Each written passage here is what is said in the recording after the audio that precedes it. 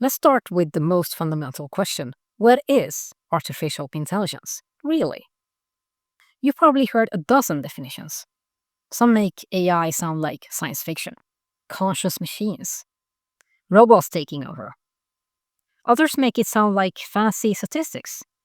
The truth, as usual, is more nuanced and more interesting. Here's a working definition that I think serves leaders well. Artificial intelligence is the capability of a computer system to perform tasks that would typically require human intelligence.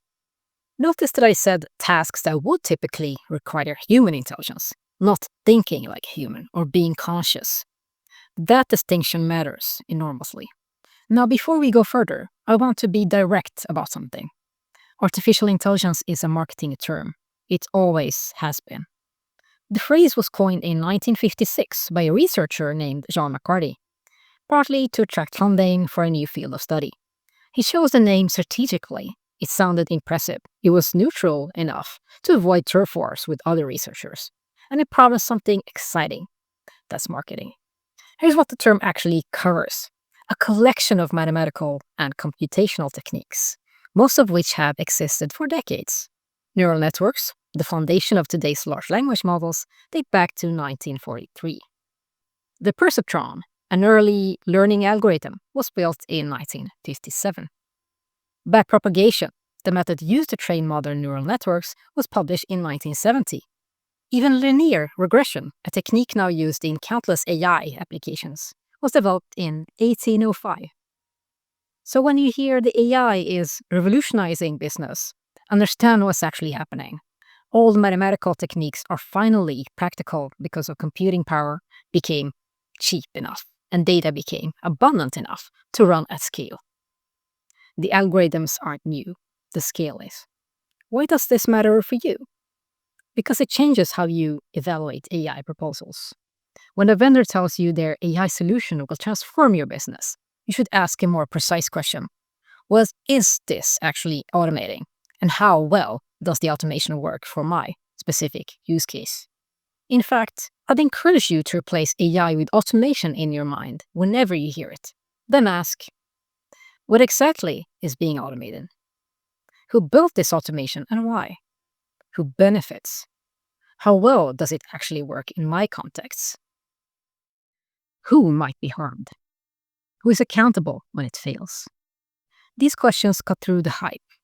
They're questions that will help you make sound decisions rather than getting swept up in vendor excitement or board level pressure to do something with AI. With that grounding in place, let's look at what these systems actually do. What kinds of tasks are we talking about? Recognizing patterns, understanding language, making predictions, generating content, learning from examples, making decisions based on complex information. These are all things that, until recently, only humans can do reliably.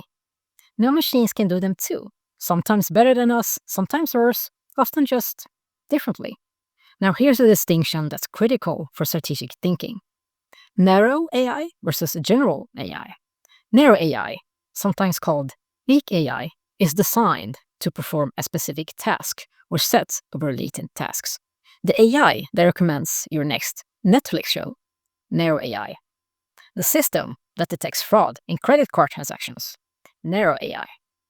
The tool that translates language or transcribes speech, narrow AI. Even the most impressive chatbots you've used still narrow AI, even though they can do many things with the domain of language.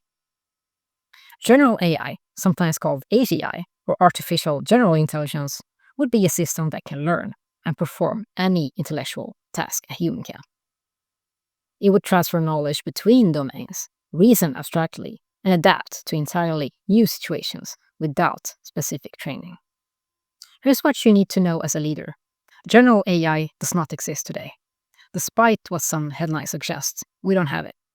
What we do have is increasingly capable narrow AI, systems that are remarkably good at specific things, and that are getting better rapidly. Why does this distinction matter for you? Because it shapes how you should think about AI investments and expectations. You're not buying a general purpose thinking machine. You're implementing specific capabilities that can transform specific workflows. The question isn't, should we get AI? As if AI were a single thing you acquire. The question is, which AI capabilities can address which business problems? And what would it take to implement them well?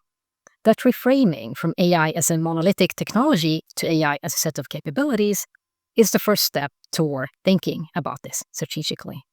In the next lecture, we'll dig deeper into how these capabilities actually work. But first, let's understand how we got here, because the history explains a lot about why this moment feels so different.